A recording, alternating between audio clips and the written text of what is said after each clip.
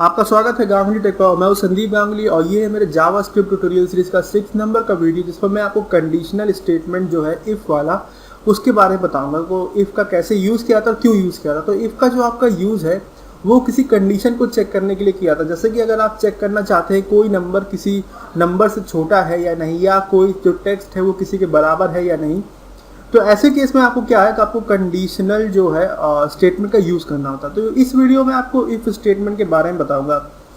तो यहाँ पे मैंने वही सेम अपना जो HTML डॉक्यूमेंट बना के रखा है, जिसमें मैंने एक एक्सटर्नल फाइल को लिंक किया और जिसका नाम test.js है और ये जावास्क्रिप्ट फाइल है।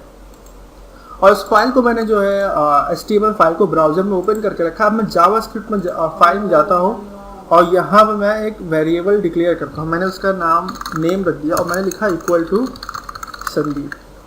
अब मैं ये चेक करना चाहता हूँ कि अगर नेम बराबर है संदीप के, तो जैसे ये कुछ भी टेक्स्ट आउटपुट में दिखाया, तो मुझे ये कंडीशन चेक करनी है। तो कैसे करेंगे? तो इसके लिए सबसे पहले वेरिएबल का नाम लिखिए, फिर यहाँ पर मैं इक्वल चेक करना है कि ये इसके बराबर है ना, तो इसलिए आपको 2 बार इक्वल का साइन लगाना होगा। इसे लॉजिकल इक्वल ऑपरेटर कहते हैं। और उसके बाद आपको जो भी वैल्यू चेक करनी है वो लिख देना। जैसे मैं यहाँ पर संदीप ही चेक करना चाहता हूँ।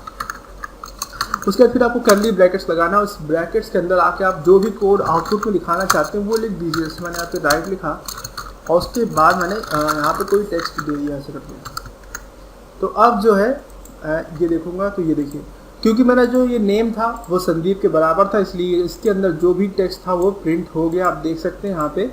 लेकिन अगर मैं इसको बदल देता, इसको जैसे मैंने यहाँ पे कुछ और कर दिया, तो आप देखेंगे कि कोई भी आउटपुट नहीं आया। तो इस तरीके से आपको इफ स्टेटमेंट का यूज़ करना है। यहाँ पे आप नंबर का भी लेकर यूज़ करके देख लेते हैं। जैसे कि मैंने यहाँ पे नंबर्स का 10 दे दिया और यहाँ पे मैंने कंडीशन लगा दी कि अगर नंबर बड़ा है, मतलब ये इसका नाम भी मैं चेंज कर लेता हूँ वेरिएबल का। इसका नाम मैंने नम रख दिया और इसका भी नाम मैंने नम रख दिया।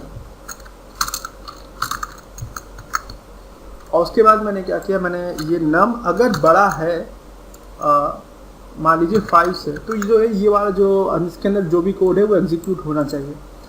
तो ये मेरा जो कंडीशन हो गया। अब मैंने इसको रिफ्रेश किया तो ये देखिए एग्जीक्यूट हो गया। लेकिन अगर मैं इस नंबर को चेंज करके छोटा कर देता तो ये कंडीशन जो है फॉल्स हो जाती है और ये कोड एग्जीक्यूट नहीं होता। अब एक चीज़ और मैं ये बताना चाहता हूँ कि अगर आप एक से ज़्यादा कंडीशंस को ऐड करना चाहते हैं, जैसे कि अगर आप चाहते हैं कि जैसे कि ये नंबर है, नंबर में ये कंडीशन चेक करें कि अगर नंबर 5 से बड़ा हो और 20 से छोटा हो, तो इसमें 2 कंडीशन है।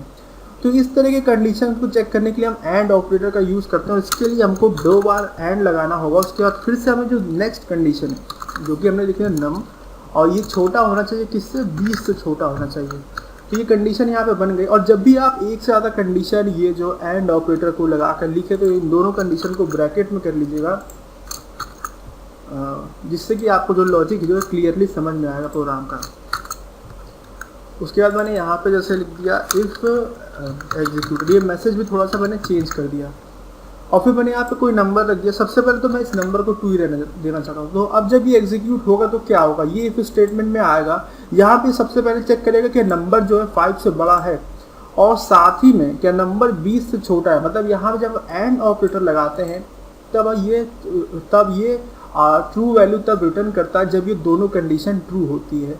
अगर इसमें से कोई भी कंडीशन फॉल्स हो गई, जैसे नंबर 5 से बड़ा हुआ लेकिन नंबर जो है 20 से छोटा नहीं हुआ, तो ऐसे केस में क्या होगा, ये वाला जो इसके अंदर जो कोड है वो एग्जीक्यूट नहीं करेगा।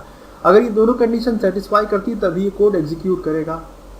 तब हम देखते हैं सबसे पहले तो एग्जीक्यूट नहीं करेगा क्योंकि हमारा नंबर 2 है, लेकिन हमने नंबर की वैल्यू चेंज करके हमने 20 कर दी।